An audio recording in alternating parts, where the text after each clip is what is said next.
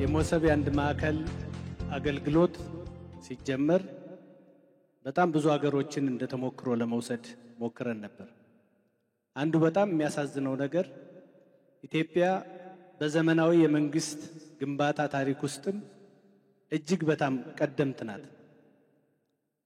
ልክ የሰው ልጅ መገኛ ነን ብለን በዓለም አደባባይ እንደምንናገረው ሁሉ በመንግስት አገልግሎትም በመንግስት ስርዓትም የመጀመሪያዋ ቀደምት ሀገር ኢትዮጵያ ናት። ነገር ግን ሌሎች ሀገራት በአሁኑ ሰዓት እየሰጡት ያለው አገልግሎት አንድ ሰው አገልግሎት ከፈለገ ቤቱ ውስጥ ሆኖ በሞባይሉ አገልግሎቱን ጠይቆ የአገልግሎቱን ምላሽ የሚያገኙበት ስርዓት ላይ ደርሰዋል። እኛ ግን ገና ለአገልግሎት የማይመች ለስርቆት የሚመች ህዝብ አገልግሎት ለመስጠት ሳይሆን ለማንገላታት የተሰሩ ቢሮዎች ይመስላሉ ቢሮዎቻችን።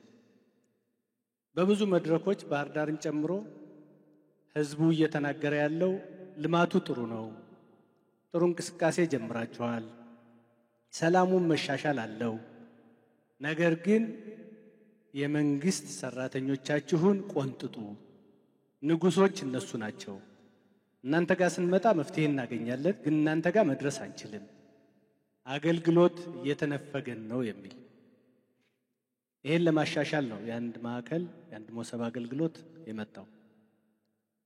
ይህ አገልግሎት ምን ጠቀሜታ አለው ካላችሁ ቴክኖሎጂን የፈጠረው ሰው ነው። ነገር ግን ሰው በራሱ በቴክኖሎጂው ቁጥጥር ይደረግበታል።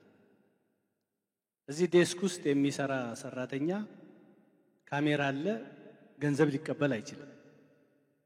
አገልግሎት ስጠኝ ብሎ የሆነ ሰው ሁሉን ነገር አሟልቶ ካቀረበ በስንት ደቂቃ አገልግሎት መስጠት እንዳለበት የተቀመጠ ደቂቃ አለ። በዚያች ውስጥ ካልሰጠ ያቺ እዚያ ኮምፒውተር ውስጥ የምትደረግ ንግግር ሁሉ ለኃላፊው ትደርሳለች። ስለዚህ በሌላ አባባል ሰውየውን ኮምፒውተሩ ይቆጣጠረዋል ማለት ነው። የሚሰራውን ስራ ሁሉ ነገር ቀርቦለት አገልግሎት የማይሰጥ ከሆነ ወይም በተባለው ደቂቃ ውስጥ አገልግሎት የማያቀርብ ከሆነ ይጠየቃል ማለት ነው። ምክንያቱም ኃላፊው 30 ደቂቃ እያለ 1 ሰዓት ካቆየ ለምን ተብሎ ይጠየቃል። አሁን ትልቁ ችግር ሰው ሲፈልግ የሚሰጠው አገልግሎት ሲፈልግ የሚነሳው አገልግሎት መሆኑ ነው። ሲፈልግ ቢሮ የሚቀመጥበት ሲፈልግ ከቢሮ የሚጠፋበት አገልግሎት ነው ያለው። ብልጽግናን ከተመኘን ብልጽግናን ከሻት አገልግሎት አሰጣጥ ላይ ለውጥ ማምጣት የግድ ነው። ምክንያቱም ሰው ስራውን ትቶ ነው ወደ አገልግሎት መስጫ ጣቢያዎች የሚመጣው። የራሱ ስራ አለው። ስራውን ትቶ ጊዜውን አባክኖ ትራንስፖርት አወጥቶ ትራንስፖርት ከሌለ ደግሞ በእግሩ ተጉዞ ነው የሚመጣው አገልግሎት ብሎ። እነዚህን ማሻሻል የሚችል ስርዓት ነው። ነገር ግን ሁሉ ነገር አልጋ ባልጋ እንዳልሆነ ሁሉ ይሄ ስርዓትም አንደኛ የተማረ የሰው ኃይል ይፈልጋል። የተማረ የሰው ኃይል ከሌለ ሲስተሙ ችግር ባጋጠመው ቁጥር ሁሉ አገልግሎት ቆሟል ማለት ደግሞ ይመጣል ማለት። ከዚህ በፊት አንዳንድ ተቋማት ላይ የተጀመሩ አገልግሎቶች በተለያየ ምክንያት አገልግሎት ቆመ፣ መብራት ጠፋ፣ ቴሌ እንደዚህ ኔትወርክ እንደዚህ ሆነ የሚሉ በርካታ ምክንያቶች ይሰጣሉ። ይሄ አገልግሎት ምክንያት አልባ መሆን አለበት። ለዚህ ደግሞ አገልግሎቱን የሚመሩ መሐንዲሶች ያስፈልጋሉ። የሰው ኃይል ማፍራት ያስፈልጋል። ፌደራል ላይ 3 ወር የሙከራ ስራ ከሰጠን በኋላ ነው ያስመረቅነው እና እንዴት አይነት ጣጣ እንዳለው አልፈንበታል። ይሄም ምንም ጣጣ የሌለው ነው ማለት አይደለም። መምራት ያስፈልጋል፣ ተጠግቶ የሰው ኃይል ማፍራት ያስፈልጋል፣ ሲስተሙን መጠበቅ ያስፈልጋል። በየቦታው መብራት ማቋረጥ፣ ስልክ ማቋረጥ፣ ማበላሸት የሚፈልጉ አካላት በበዙ ቁጥር አገልግሎቱ ላይ የሚያመጣው ጫና አለ ማለት ነው። ስለዚህ ህዝቡ አገልግሎቱን የሚፈልግ ከሆነ የአገልግሎት መሰረተ ልማቶችን መጠበቅ ያስፈልጋል። መንግስት ደግሞ መሐንዲሶችን ለማልማት እነሱን ለማብቃት የሚጠበቅበትን ስራ ይሰራል። በርካታ መሐንዲሶች አሉ። የሰው ኃይል ችግር የለብንም።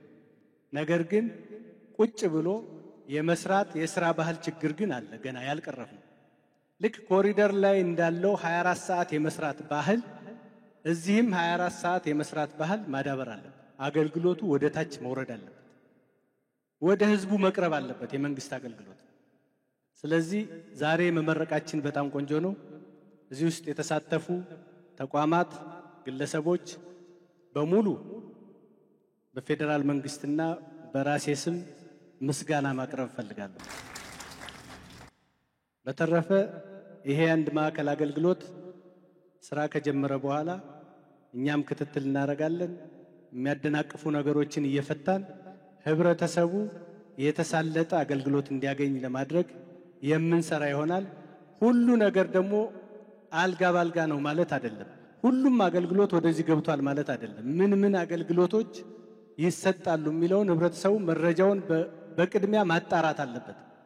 ሁሉም ሰው አይ አንድ ማዕከል የሚባል ሞሰብ የሚባል ስለተከፈተ ቢሮክራሲ የለውም ምን የለውም አመራሮችም ተናግረዋል ብላችሁ መጣችሁ እንዳትሰለፉ። ምን አገልግሎት ይሰጣል የሚለውን ቀድሞ ማጣራት ያስፈልጋል። ይሄን የሚናገር ሰውም ይዘጋጃል። ይሄ ካሟላህ ይሄን አገልግሎት ታገኛለህ የሚል ሰው ስላለ ለተማረ ሰው ደግሞ ኮምፒውተሩ ራሱ ሄዶ ምን አገልግሎት እንደሚያገኝ ኮምፒውተሩን ከፍቶ ከዚያ በኋላ በራሱ መስተናገድ የሚችልበትን ስርዓት እና የትኛው ዴስክ ላይ መሄድ እንዳለበት ያ ስርዓት ያለው ነው። ላልተማሩ ለሚቸግራቸው ሰዎች ደግሞ ይሄን የሚያስረዱ ሰዎች ስላሉ በስነ ስርዓት እየተስተናገድን መሰረተ ልማቶቻችንን መሐንዲሶቻችንንም አመራሮቻችንንም እየጠበቅን አገልግሎታችንን እያገኘን ወደምንመኘው እና ወደምናስበው ብልጽግና ለመሄድ የሚያስችል ስርዓት መዘርጋት አለብን ነው። አሁን ደግሞ ወቅቱ በጣም ጥሩ ነው። የባህር ዳር ነዋሪዎች ለነግራችሁ የምፈልገው ነገር ቢኖር በጣም የምትወደድ የምትናፈቅ ቆንጆ ከተማ አለቻችሁ። ፈጣሪ ያድሏችኋል ባህር ዳር በመኖራችሁ። ውሃ እንደ ልብ ነው፣ መዝናኛው እንደ ልብ ነው፣ ሁሉ ነገር ውብ ነው። ይሄ መቀጠል አለበት። በዚህ አጋጣሚ ይሄ ኮሪደር ልማት ሲመጣ ጭቃ ነበረው፣ አፈር ነበረው፣ አቧራ ነበረው። ያ ሁሉ በትዕግስት በመጠበቃችሁ ምስጋና ይገባችኋል። ይሄንን ለሰሩ ለደገፉ የክልሉ አመራሮች፣ የከተማ አስተዳደር አመራሮች እንዲሁም የባህር ዳር ከተማ ህዝብ ምስጋና በድጋሚ ማቅረብ ፈልጋለሁ።